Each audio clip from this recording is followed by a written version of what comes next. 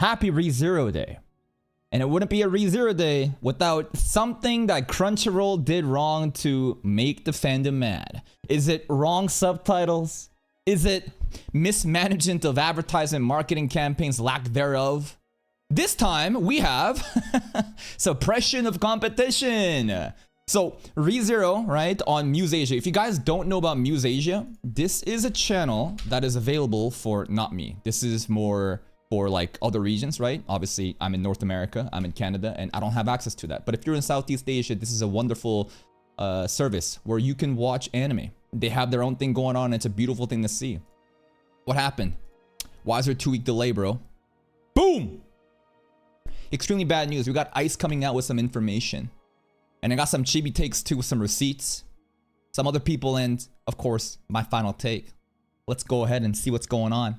Extremely bad news. Unfortunately, it looks like ReZero Season 4 due to what looks like licensing restrictions, most likely caused by the scum that is Crunchyroll, will be broadcasting 2 weeks later on Muse Asia's YouTube channel.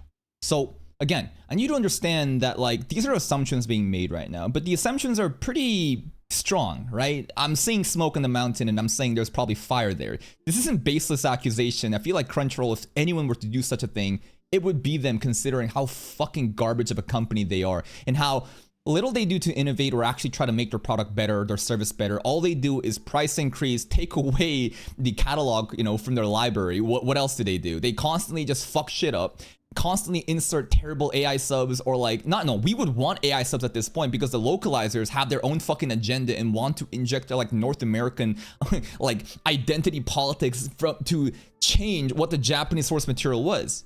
And then there was remember the, what's it called? The voice actor merch stuff, the fan mail. Oh my god, that felony fucking case going on. This is a huge blow. Muse Asia ReZero subs are excellent. Probably better than Crunchyroll. With some of the most passion I've seen poured into a series translation in a long while. I remember in Season 3 reactions. They literally fucked up the first couple of episodes. And before they were able to correct their own, Muse Asia was able to offer their own. I remember that. There was a dude from Muse Asia interacting with the community, right? At large on Twitter. People that actually worked at Muse Asia saying, yeah, this is it. Thank you. So we're like, oh, thank fucking God. You guys have this shit. They'll be available simulcast on some VOD platforms like IQE and those listed in the screenshot like Bilibili. Unfortunately, their YouTube channel is generally what people are most familiar with. Guess most people are going to be stuck with Crunchyroll's monopolistic AI slop translations this season. If you look at this post here, obviously nothing really says that Crunchyroll is doing this. But you can kind of imagine what the fuck is actually going on. Like, do you expect Muse Asia to say, oh my god, Crunchyroll fucked us up? They ruined it, bro. They made us delay. No, corporations are bound by contracts and they can't say that shit. So it's up to random, you know, man-children retards like me that has some sort of voice to actually fucking call their bullshit out. Now, let's see some more receipts. Exactly how legit is this? Detective Chibi went in and do some due diligence. Now, I'm not saying that like this is correct. This is a random fucking screenshot that we see in a Discord server. Who knows how correct this is? But hey, it's better than nothing. Breaking news upon researching the situation, I've confirmed Crunchyroll is indeed strangling Muse Asia. For those that need an explanation on what this means, now there's markets Crunchyroll doesn't cover that Muse Asia covers, but judging by what my insider told me, okay, they're likely trying to shift their business into the Southeast Asia area of the world soon. Crunchyroll is making a move on the semen. They're forcing anime on Muse Asia's YouTube platform to have delayed releases by time exclusivity. Most people that know of them use their YouTube channel, especially Americans with VPNs. So the time exclusivity is a tactic to weaken them and make Crunchyroll's releases the only way to watch for 2 weeks before Muse Asia releases their version. So obviously, they're the main distributors. If there's no else, you can go watch ReZero. You have to use that. Helps Crunchyroll. Fucks everyone else up. Does this help ReZero? Does this help the audience? No. They're actively just suppressing and fucking shit up so that their bottom line increases. It's literally that simple. It's such a predatory practice. And I could totally see Crunchyroll doing this considering the pattern of history that they have. Like, this is not a random incident happening. This is not some sort of like oopsie first time mistake. This is Crunchyroll, bro. Of course they would do something like this.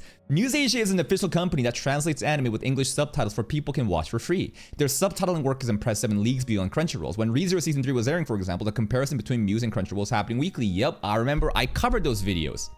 It was outright embarrassing how bad Crunchyroll's subtitles were in comparison. So fast forward to right now, it's clear as day what is happening. First of all, Crunchyroll is gaining a large monopoly by the year and taking over the Western market slowly but surely. Muse Asia is a threat to them, especially if they're indeed moving into Southeast Asia market for their business. Factor in Muse Asia offers anime for free legally. That doesn't sit right with the monolithic companies such as Crunchyroll, owned by Sony, if they're moving into the territory. Again, just bringing up business incentives. Now, we get into the issue right now. Multiple titles like ReZero, Class Unity Elite, and Tensura are being delayed on Muse Asia's platform by 2 weeks, and this is the interesting part, okay? Now that we've covered the overall business practices, incentives, and why a monopoly would want to do something like that, what else is going on? What's the receipt? This means in those 2 weeks, everyone will be forced to watch Crunchyroll's versions that they pay for, these specific big titles, right? Even if the subtitle works, blah, blah, blah. By that time, yeah, sure. They're selectively making sure big titles are ripped from them from Muse Asia, get strangled out of the market viewership. And there's something like this too. In case you didn't know, the niche anime are getting simultaneous release on Muse. It's just big sequels like ReZero, Code Slime that are suffering like this. So as Insider brings up receipts beyond, obviously, the business incentives of why Monopoly would want to pursue this, why would they specifically only pick this? And you know what? There's like a really fucked up way of viewing this of like, oh, hey, thanks Crunchyroll. At least you didn't, strangle all the other shows. How kind of you. What a cucked way of viewing this. From the beginning, none of this should have been done, right? There's obviously business decisions happening behind the doors. Crunchyroll being main distributor is very, very likely to be the culprit. And if you really think about why they would want to move into other markets and specific titles kind of being used, obviously, as like a litmus test. Let's see what happens if we blocked out the delay that we... Here's another thing too. They could have just completely, for whatever... I don't know. I don't know exactly the legality and the licensing laws behind it and exactly how they're able to distribute said anime. But in my opinion, I bet Crunchyroll would want to just take down the competitors. Literally just like ban Muse Asia from Southeast Asia and only just force down Crunchyroll down their fucking throats.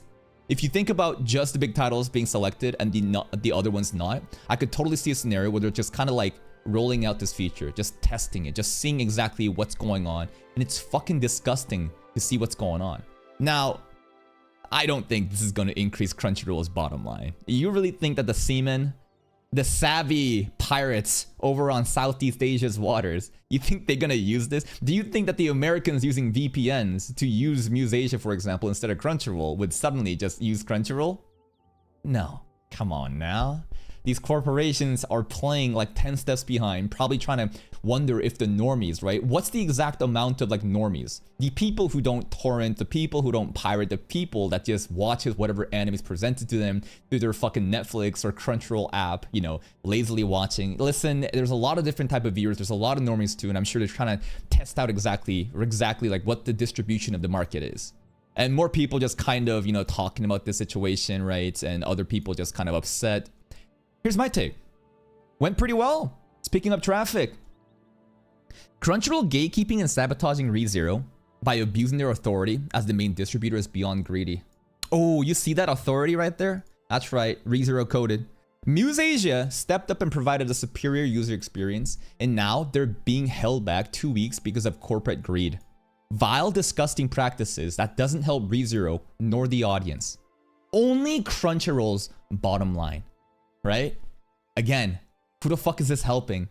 Do they actually care about the anime that they want to broadcast? Like, this used to be, again, a fucking pirate site that got big enough and sold out corpo, and now they're shilling out their fucking asshole. To then completely just bottleneck all the viewership and try to get people to watch on their site because they're so insecure, they're so fucking trash as a company, as a service, as a product, that new players are coming in, they feel threatened by it. What do? They suppress the competition. It's beyond pathetic when a company resorts to suppressing the competition like this rather than improving the product and winning the customer over. Capitalism can be beautiful when you have a game where innovation and competition isn't gatekept by monopolies who don't even try anymore. A lot of people just immediately think capitalism bad because of the way that the world is. And I get it. You're like playing an MMORPG, except you're just getting into the server and this server is congested and all the top dogs have took all the resources and you can never fucking keep up. That's what it's like to play in an environment of capitalism where there's no room for actual fucking growth. When you have monopolies coming in, just market manipulation, taking away anything that would stir up some sort of innovation in the markets, right? Muse Asia, for example, coming in as a player, using YouTube of all fucking platforms as a service, right? And distributing anime that way and capitalizing on the ad revenue, they clearly have a business proposition and a model that's working. And Crunchyroll is threatened by them. What do? Could they perhaps make their subtitles better such that they don't have to resort to Muse Asia? Could they perhaps provide a better service? Whatever, right? Nah. Instead, let's abuse Big Daddy Sony's authority, credit card, influence, fuck up the licensing, change the rules, such that the little players, the competitors who are on the come up, get shut down, 2-week delay, and people have to watch on their site. You, as a customer, can make an impact by choosing not to play by Crunchyroll's game.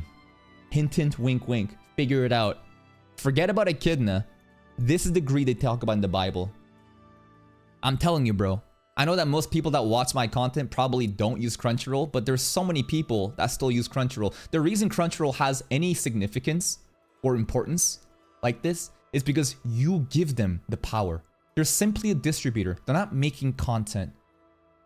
They got in early, they sold out pretty well, and I'm not gonna lie, selling out to Sony like that after they actually went, corpo with Crunchyroll is a big play. It is. It's impressive. And now they can get away with this shit. But at the end of the day, these companies don't care about, like, random people like me just tweeting. The company cares about actual fucking motion in the markets. Once people start actually voting with their wallets, stop using this shitty service and find other means, then they'll actually react. There's no need for Crunchyroll to do anything. You can have all these negative campaigns. You can have all these people talking and shitting about them. Has anything really changed over the years? No, because you underestimate exactly how much of a normie presence there is watching anime, and there's nothing wrong with that. It's just that they're not aware of the situation and it's like Kai Cenat streams where he's not even streaming anymore, but all the fucking 13-year-old kids have their mom's credit card and renewal every fucking month. Therefore, it keeps going. I'm not saying Kai Cenat is Crunchyroll. I'm trying to give you a different analogy of like, listen, they be swiping, and all we can do is just fucking pray that people fucking wake up to Crunchyroll's evil, bro. This is the greed they talk about in the Bible. Fucking nasty. Vote with their wallets. Figure out other means. Crunchyroll, bro, fuck you and your dog shit awards ceremony. Free solo leveling. Back-to-back anime of the year. You're fucking scared.